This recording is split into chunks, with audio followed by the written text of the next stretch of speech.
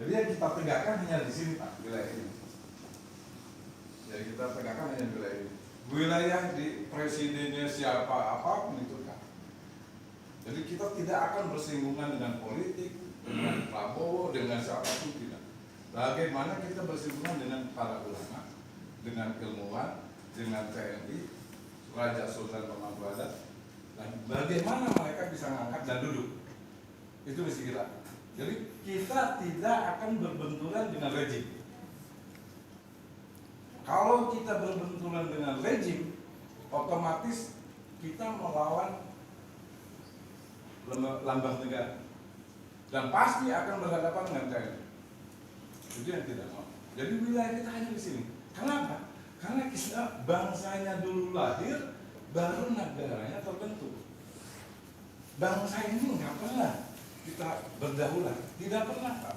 Yang ada yang namanya MPR bukan lembaga bangsa, tapi dikatakan lembaga tertinggi negara. Jadi unik lagi itu negara. Jadi negara inilah yang mengkooptasi bangsa-bangsa yang ada di sini. Kapan kita bisa merdeka? Ini Pak.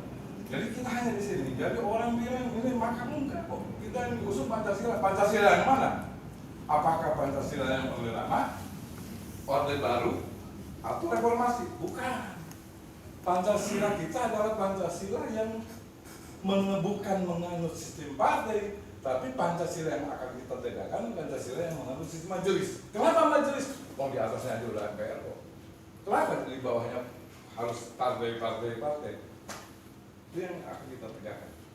Nah, kita bedanya dengan demokrasi. Kalau misalnya Pancasila, jelas alatnya majelis. Demokrasi alatnya partai. Partai untuk apa? Untuk cari uang. Uang untuk apa? Untuk kekuasaan. Jadi jangan harap kita dengan sistem demokrasi menghasilkan pemimpin penguasa. Tapi dengan Pancasila, insya Allah akan menghasilkan pemimpin.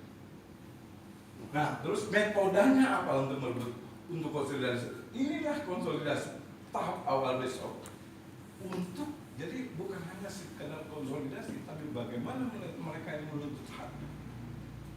Nah, dalam mereka menuntut hak, satu-satunya jalan ini dengan ini sudah terjadi konsolidasi kemarin terakhir di KB.